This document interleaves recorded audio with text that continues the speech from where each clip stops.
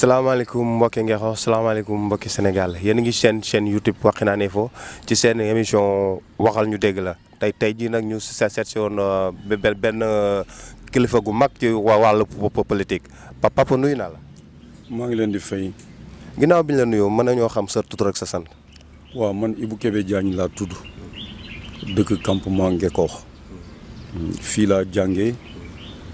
ensuite def suma formation transit à Dakar. servi tamit ci benn société bu ñuy wax STAI servirat encore ci beneen société bu ñuy wax Kata muy compagnie africaine de transport et de transit moo dugg ci politique tamit bi may am presque 29 ans ci laa dugg ci politique adhéré ci parti démocratique sénégalais PDS bi mu ci duggee tamit maa yore section bu UJTL bu Ngekoox jamono yooyu Joseph Ndong moo nekk secrétaire général national bu parti démocratique sénégalais gérer tamit la jeunesse nationale. ok waa kay papa tey sunu émission bi ci wàllu politique lay wax papa yow ban maire nga njëkk a jàppale fii ci Kamba Ngexo. man Abou Ndiaye laa njëkk a liggéeyandool ensemble. En 1996 mooy année bi Ngekoox dem commune. ma gérer tamit lu ñuy wax la commission habitat urbanisme et domaine. moom laa njëkk a géré ci mairie bi. moom nga njëkk a géré ci mairie bi. kon maanaam yow nekkoon nga maire bu Ngexo léegi ba bi Pape Songo Diouf di jëlee maire nga Ngexo diggante 7 ans yi mu def nga Ngexo yow nan nga jàngate première mandat Pape Diouf. man premier mandat Pape Diouf man échec laa ci gis parce que lépp loo xam ne lii maanaam promesse la nekkoon ci li nga xam ne ci programme am la. bi ma ko càmbaree amul dara lu mu ci réaliser parce que lu mu jëkkoon a wax population bi ba convaincre leen mooy bis bu ma faloo danaa jël marché bi au gare routière bi génn ko ci ginnaaw dëkk bi beneen bi ci topp waxoon na ne danaa changer tamit def coopération ak New York fexe tamit ba maire New York ñëw bi ci toppaat mu wax ne dina faciliter ba jeunes yi am tamit ay parcelles taxe bi nga xam ne tamit mooy taxe de mutation bi dana ko fexe wàññi waaye li ma observé mooy bu mu yéegee tamit 200 000 francs la ko yóbbu bon cela veut dire que daf ko augmenté bon ci fànn yu bari tamit bon échec lañ ci gis muy ci politique de coopération internationale nga xam ne ñun bi ñu fi nekkee amoon nañu ay partenaires comme ay Donjon ay Dortmund ay Coup de pouce yooyu yëpp nekkoon ay partenaires étrangers daawuñu toog presque 6 mois yoo xam ni conteneur egsiwul maire bi tamit daawul toog presque 1 an et demi yu mu demul voyager dem seeti partenaires yi tamit daan fi ñëw loolu tam gis naa ko mais gis naa ne ci Pape Diouf depuis lors amul benn partenaire bu fi teg tànk réalisation tam li mu waxoon bon furaas daal di xëddeem defu ci dara waaw. mais papa ñun biñ juddoog léegi yàggul mais gis nañ ni 7 ans yi yow fi Pape Diouf def ngi Ngexo am na changement tuuti parce que électricité bi yegg na foo xam ni yeggu fa woon ndox bi yegg na foo xam ni yeggu fa woon ainsi de suite yow noo jàngate loolu. waaw électricité bi mun naa la ne projet boo xam ne projet Ablaye Wade la woon. parce que boo gisee dëkk yi ñu wër muy Thiafoura muy Sorox Xasab muy Tentubaab yooyu yëpp ci temps wu Ablaye Wade la. du woon c'était avec ASER électrification rurale ñoom bi ñu ñëwee nag ñoom ñoo changé tur bi tuddee ko PIDC. loolu mooy projet yi nga xam ni moo installé lii te loolu projet état la du loo xam ne lii maanaam commune bi moom moo ko def du Pape Songo Diouf moo ko def bu fekkee ci wàllu ndox bi la Abou Ndiaye yàgg na ci dox ba bi ma mujjee bind lettre bi fan yi passé rek ñu ngi ciy waxtaan mu ne ma mu ngi ak copie bi boobu bind na SONES tamit pour ñu war a jël si ndoxu Ngekoox SONES li mu ko waxoon tamit mooy après Thiénaba vraiment Ngekoox mooy suivre donc loolu xam naa moo continuer egsi mais du loo xam ne lii Pape Songo Diouf moo ko réalisé waaw. mais gis nañ mu taxawal beneen système bu bees mbir na école xaaxaam ci matière yi affaire yooyu loolu yëpp nga ni première mandat Pape Diouf kii la ak tamit watal na ay jeunes ay liggéey ñuy fay ko sa salaire. waaw man li ma gis ci wàllu armeel yi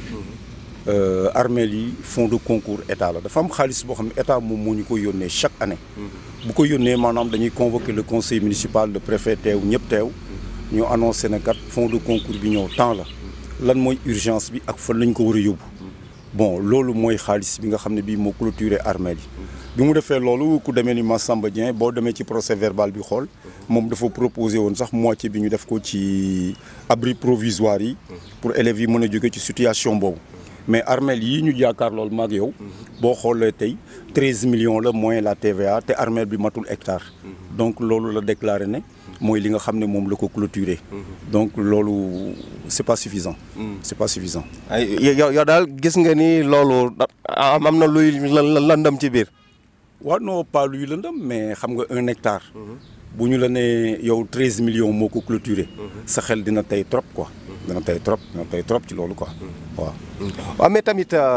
noo gisee jeunesse bi muy jàppale di leen watal ay bërëb yu ñuy liggéeyee pour mën a am sa salaire bu ñu yóbbu seen kër comme fu demee ni nan comme fan waaw temps am na 23 jeunes yu mu watal ba ñi jàngale ci école yi di am ay sa salaire di yóbbu seen kër waaw loolu xam nga après événement mars bi la rek ñoom problème bi du woon problème mu APR mais dañ jël affaire bi politiser ko parce que boo xoolee jeunes yi fa dem yëpp APR lañu mais gisoo beneen jeune bu bokk PS wala bu bokk parti wala bu bokk PDS wala bon boo xamante ni bi bokk na tey Pastef boo xam ne bi tey mu nga fa di daan dooleem waaw te tamit buñ ñëwee ci wàllu suufu Ngexoox man si seetaan naa ko ci benn émission mu tàllal kaye champage mu ni moom bi mu ñu ñëwee ci maire Ngexoox loolu la fekk registre bi ci loolu la ko fekk léegi moom jëlee na ko foofu yóbbu ko ni numériser yow noo jàngate loolu waaw xam nga tey boo demee ci état civil nga xam ne presque moo gën a dëgër loolu ngay wax ñi juddu 59 58 ak 51 ak yooyu boo demee tey ba léegi ci ay cahier la ñu nekk moment bi mu ñëwee tamit mën na ko numériser mën na ko jël waa numériser ko mais fi mu sukkandiku pour am données yi mu ko numériser mooy si cahier yooyu te cahier yooyu ba léegi tamit boo demee ci état civil bi c'est pas numérisé bu fekkee def na loolu moom na gaaw góorgóorlu tamit cahier 59 yi ak 58 yi mu numériser ko ci état civil bi parce que loolu tamit urgence la. et tamit dégg naa ci sa benn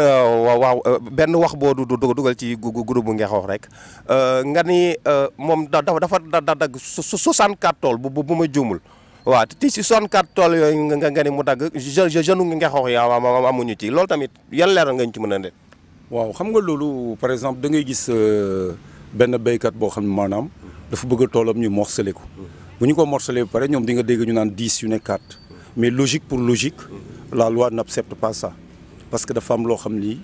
mooy procédure yi nga war a utiliser pour def lotissement d'abord il faut une délibération du conseil il faut l'approbation du préfet il faut tamit que le géomètre bi koy dagg tamit ñu defal ko un contrat d'engagement nga xam ne lotissement bi lii la jar ci xaalis il faut tamit que nit ñi def ay demandes de parcelles il faut l'installation d'une commission d'attribution boo xam ne bi tamit moom moo war a chargé wu consulter demandes yi jublu ci attribution yooyu tel n'a pas été le cas il a bafoué toutes les procédures yi nga xam ne yi moo conforme pour ñu war a mën a joxe suuf bi te jusqu'à nos jours tey parcelles yooyu kenn mënu laa wax fan la dugg par exemple bu fekkee dañ dagg sa tool yow muy 60 terrain moom li mu ci jël mais kenn xamul fu mu nekk am na lotissement yu gën a graaw yooyu boo demee Ngexoox Sereer bi nga xam ne c'était un lotissement officiel qui faisait 319 terrains d'accord daggaat tey à l'heure actuelle te c'est un lotissement boo xam ne bi ça a été délibéré plan yi tamit plan bi boo demee urbanisme da nga ko fay fekk mais tey dañu ko modifier def ko ay 15/10 or les parcelles étaient de 25/20 ce qui est grave te it ba léegi parcelles yooyu mais ñoom joxe nañu ko mais ci kaw naka lañu ko joxee entre copains ak moom ñaata parcelles la ci jël parce que 319 parcelles laa lay wax du lu tuuti boo génnee tey dem armée la nga wax séréer yi li ko tàmbalee ci guy gu mag googu ñuy wax babaak ba ni ngay eggee Ndundur lépp dañ ko dagg def ko ay 15/10 mais te conseil municipal bi joxewul avem dafa war a délibérer kuréelu conseil bi parce que maire bi il incarne que l'organe exécutif mais organe délibéral bi décidé c'est le quorum des conseils le maire ne peut pas faire dara sans pour autant que conseil municipal bi délibéré ko waaye léegi comme ñoom délibéré wuñ ko mais laaj leen maire bi ne ko yow foofu comme parcelles yi joxoo ko actuellement population bi mais yow da nga ko akimoo wala foo ko def loolu am na solo trop moom na tontu ci wax boobu parce que loolu boo ko calculer man nee naa la 319 moo fa nekkoon de 25/20 moom mu modifié ko def ko 15/10 bon da ngay jël 319 nga multiplier ko 2 fois parcelles yooyu mu nga fa te joxe nañ leen parce que boo demee gis ay angle gis ay angle gis ay fondation ci biir mais ana parcelles yi na ko jox doomi ngeek wax ñu dëkk doomi ngi wax yi li ñu am droit fay mooy kenn ku ne boo admet sa demande 200 000 nga war a fay pour nga mën a dëkk. La commune n'a pas vocation jël ay terrain di ko jaay mbaa maire bi jël ay terrain di ko akimo di ko politiser parce que tey ci terrain yooyu ñun mën nañ si ñaaw njort par exemple ne la terrain yi gis nañ ko muy tourner de gauche à droite di joxe 300 000 ak chaise lan moo ñu wóor ne ci terrain yooyu utul ab courtier boo xam ne moo koy jaayal terrain bu ne 1,5 million laa boobaa bu ngénte xewee mën na wàcc ci ngénte li joxe fa 100 000 francs jaar ñaari koñ am na dëj yu fa am fenn fu nekk mu joxe waat fa 100 jël 300 000 yi waat di ko pasare boo demee ci autoroute à péage ba la fa ne ci scandale kenn mënu la wax nu mu toll maanaam bi autoroute bi jëlee mu ba li mu soxla bàyyi la mu fa def ci njombe moom ci boppam tey nit mënu la ko wax mais mën naa la ne egg na autoroute presque 800 millions loo xam ne lépp ay toj-toj la te loolu mu ngi sunu kanam parce que am na fa ay borom tool yoo xam ni tey ku demee ni Mama Sow toolam dañu ñëw fekk mu jaay ko tool bu ñu clôturé la def ci teen def ci ay mango d'accord ñoom dóoruñu acte de vente mais ñun li ñu for ci béy mooy nee nañu tool boobu li ñu ko jaayee egg na 200 millions Mama porté na plainte depuis lors plainte baa ngi nelaw fii ci Mbour te dama gis ni nit ñi bu ñu demee porté plainte tey actuellement déposé pour sama parcelle am na litige mais du mat une semaine sax procureur bi def soit transmis nga gis kooku ñu entendre ko arrêté ko bon donc moom étant maire war na mën a leeral loolu lan moo ko jox ñaari naari libanais te Mama am na kayit depuis 2012 bu ko Abou Ndiaye defal moom 2014 la ñëw ci pouvoir bi moom nañu wax moom kayit gi naari libanais yor kii di Ali Saleh kii di Cheikh dëkk 33 rue Robert Brun lan moo leen jotalee ci alal jooju loolu foofu ñu ngi ko fay xaar parce que ñun li ñu réclamer mooy une gestion transparente et le respect des procédures loolu nag lañ constaté ne pendant ces 7 ans respecté wu ci dara du début jusqu'à la fin. waaw tey kon yow jàpp nga ni tool boobu ngay wax mais maire bu nga wax ñoom ñoo ko jaay. mais ñun dem nañu ba gis ne maa ngi ak preuve bu ma leer ne numéro CNG papier bi mu defar numéro 540 la wax naa ko ci suma chronique yi may def parce que man je suis chroniqueur. wax naa ko ci suma chronique yi koy def joxe naa tamit date bi nga xam ne ci la defee tamit maanaam papier yi 2 papiers la benn papier bi mu ngi ak Cheikh beneen bi mu ngi ak Ali Saleh parce que loolu moom moo nekk mais nit mënoo fekk nit mu miire kër toolam def fa terrasse ci biir te nekk fa 40 pieds mango nekk fa nga mën ko jël di ko jox ay libanais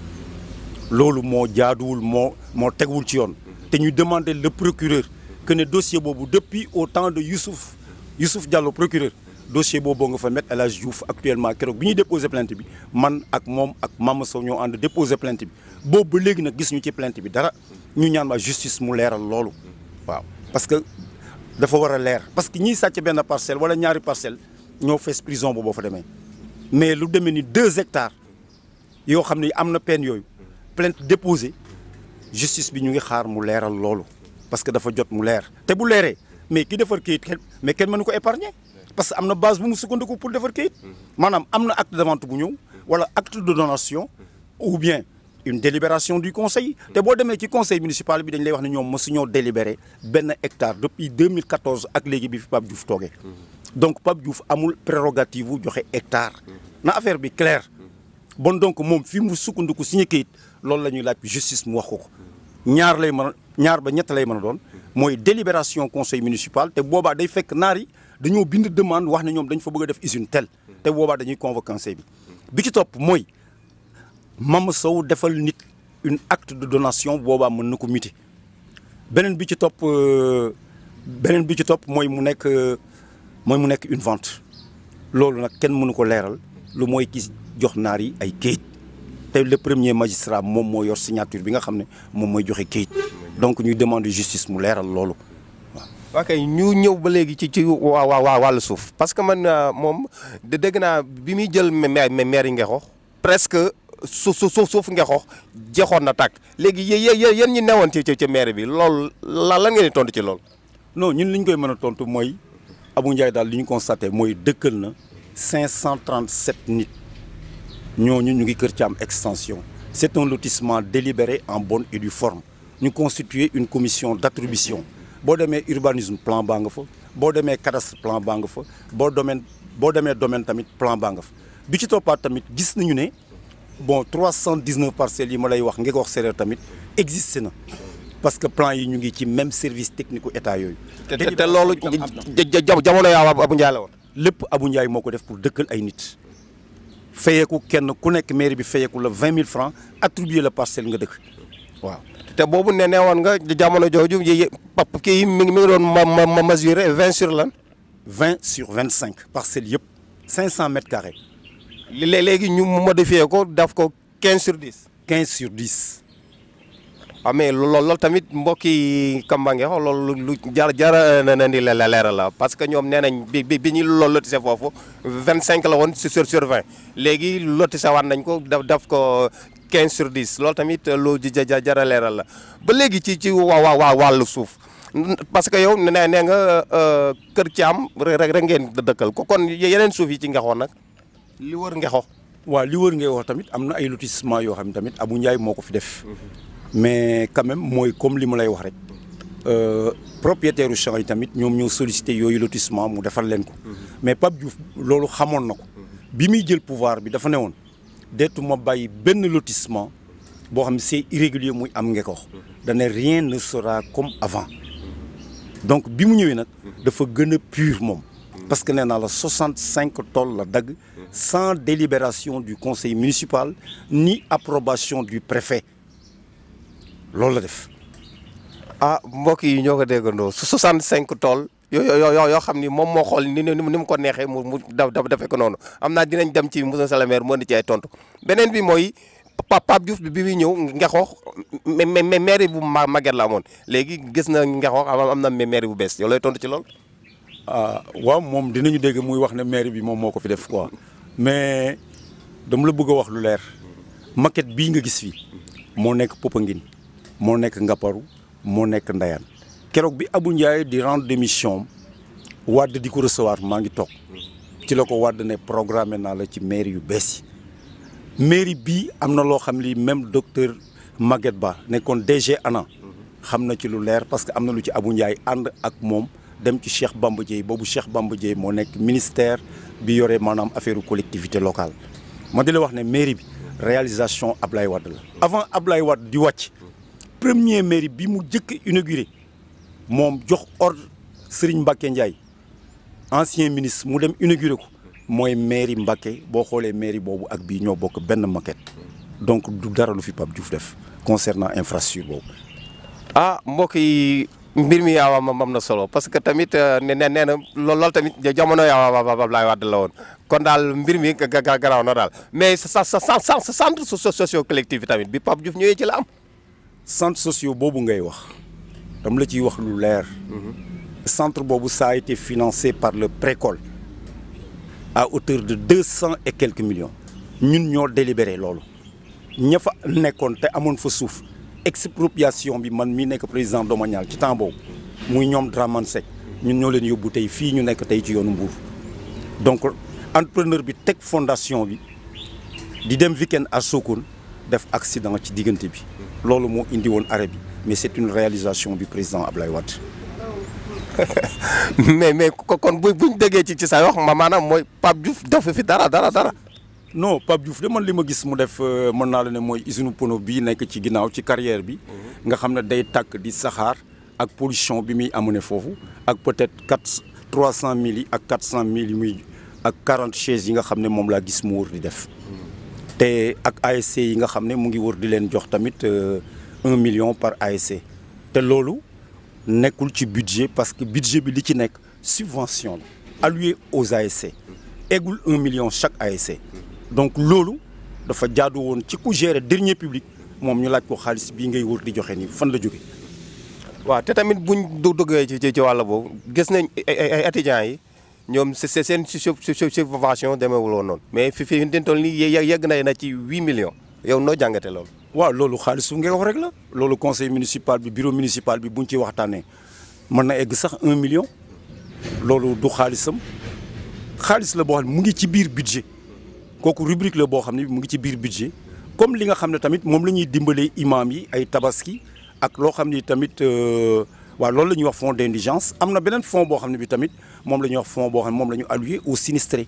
maanaam ñi nga xam ne bu taw amee dinañu am problème seng yi naaw ak ñi nga xam ne maanaam dañuy toog ba mu yàgg seen kër lakk loolu yëpp budget daf ko prévoir waaw mais loolu du moom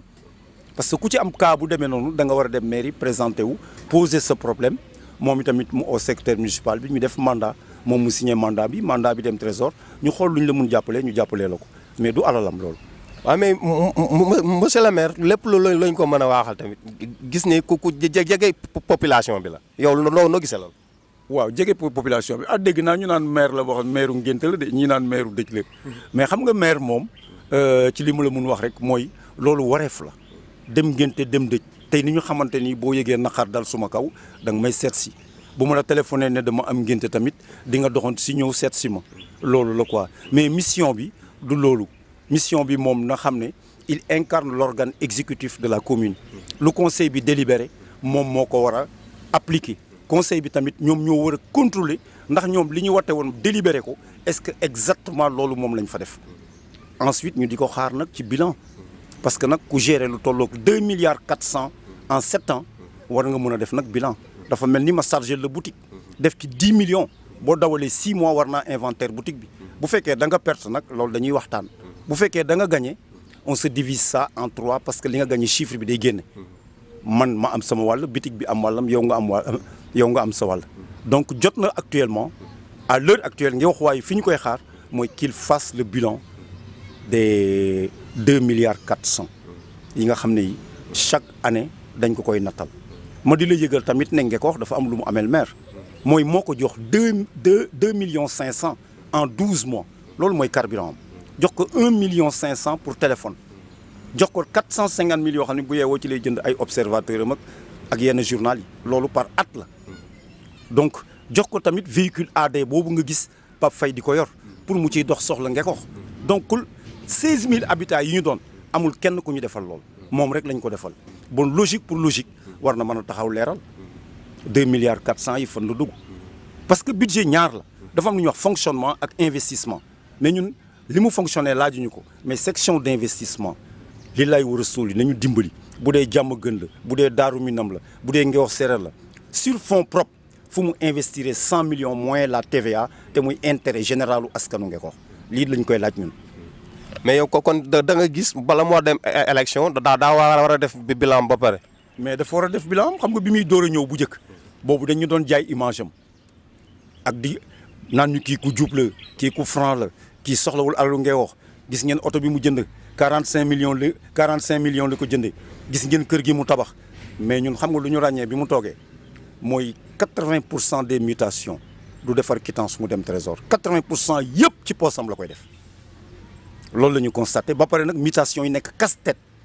naka ngay mën a comprendre yow pour nga ñëw muter sa parcelle tu restes 6 mois ou bien 8 mois di xaar une signature ñun loolu la ñu gis bu fekkee waxal nañ yàlla rek te yàlla tax. te normalement mutation ñi ñaata temps la war a jël. 72 heures gën ngaa bëri parce que bu ñu vérifier ci registre bi mu conforme vérifier sur le terrain mu conforme moom na signé ñu dugal ko ci paragrapheuse bi indi ko ci préfet te signature bi muy def ci préfet sax dama ko contre parce que préfet warul signé ci kayitu kër préfet mu ngi war a signé ci procès verbal de délibération bi bu conseil bi dajee ba pare jël décision 15 jours yi ci topp préfet ci procès verbal boobu la am droit ou bien mu envoyé ko deuxième lecture mais le maire c'est le premier magistrat de la commune maire bi warul opposé signature ba pare c'est le président de la commission d'attribution des terres maire warul teg cachet opposé signature am ab fonctionnaire di signé waat ci kanamam du yoon. kon loolu ci fotu préfet la wala fotu maire la. non xam nga maire moom pour moom dafay jàpp rek affaire coloniale yooyu affaire tutelle yooyu te xamul ne loolu xewi na quoi loolu amatul fen c'est révolu maintenant parce que moom na xam ne nag c'est le premier magistrat de la commune moom lañ fal. préfet ndaw la bu représenter fii Macky Sall nekk fonctionnaire tout court il a droit de signer sur le procès verbal de la délibération ou bien mu yónnee ko deuxième lecture loolu la am sañ-sañ mais amul droit de signer ci acte yi. waaw ba léegi ñu wax ci waa wàllu politique nan nga gisee élection yi di ñëw. ah kenn du favori pour le moment même moom du favori. lu tax moom mais dafa dañ ci xolu nit ñi parce que espoir bi fi mu toll amatul désespoir moo am ci côté am te kenn ku ci nekk tey actuellement tey boo xoolee xale yi ki ñu gën a jublu ñëpp xam nañ ko mooy Ahmed Diallo tey à l'heure actuelle tey boo doxee def sondage bi la jeunesse est derrière Ahmed Diallo aujourd'hui. yow kon gis nga ni jeunesse su Ngexoox war nañ ginnaaw Pape Diouf. wan nañ ko ginnaaw parce que amul vision am yëpp ay ngénte la ak ay dëcc réalisation médiocre. mais man gis naa plan stade bi mu bëgg a def fi. stade municipal bi. waaw. waaw mbaa doo fi toog ba tawte dara du ñëw de. waaw mais lu luñ tracé moo ne plan bi kay loolu war a taxaw la. non ñun suñu urgence actuellement hôpital la quoi. waaw hôpital mooy suñu urgence parce que bu ñu xoolee suñu population li ëpp bu dee boo yeewoo boo demee Gandigal day fees del ci sër yi boo demee Popenguine la même chose boo demee Mbour la même chose et nous sommes 16 000 habitants war nañu am médecin chef d'abord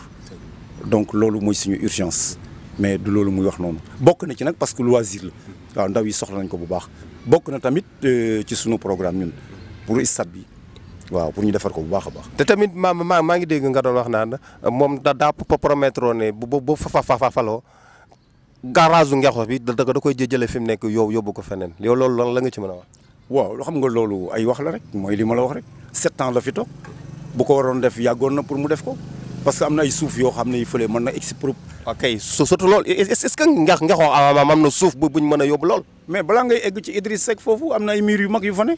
mais murs yi kenn tabaxul. mais loolu ay këru jàmbur la parce que yow léegi dégg naa ci say wax nga ni daa jël benn toolu jàmbur muy jaay ko est-ce que bu demee foofu tamit jël beneen këru jàmbur du ngeen ko indil problème comme ni ngeen koy defee nii. non man waxuma pour mu jël kër jàmbur noonu xam nga bu Ngexoox soxla benn nit soxla benn nit ki day dégagé wu. fii ñu def garage bi papay Ahmed Diallo amoon na fa la famille Amadou Assane Ndoye amoon na fa Sidat Sow amoon na fa. ba ñu leen fay joxele dañ leen a jox ay terrain ba pare jox leen seen chèque bi ñu leen dédommagé donc kenn du génn nit ne ko demal toog fële te joxoo ko fu mu toog mais loolu ay miir kese la xam naa ña ko moom ñëpp mais miir yooyu mais na lijjanti loolu après dugal conseil municipal gars yi délibéré après mu jël un expert en bâtiment mu expertiser miir bu ne ñaata moo ci dem ci xaalis kenn ku ne mu convoqué la ba nga ñëw mu jox la mise en demeure génn délibération bi wax la na ngay wax fii la bëgg a tabax garage looloo tax ñu war leen a yëkkati mais nag am na lu leen maire bi war a jox dinañ leen jox suuf dinañ leen jox tuuti tamit maanaam xaalis ci la ngeen fa defoon loolu mooy yoon dafa am procédure waaw mais nit ki doo ko fekk rek mu miiree am kayitam nga ñëw rek sànni ko noonu déedéet du noonu dafa am procédure boobu bu ko xamul moom mu ñëw laaj ñu ko wala mu dem ci Abou Ndiaye bu ñëwee ci man ma wax ko bu demee ci Abou Ndiaye mu wax ko fan la ñu jaar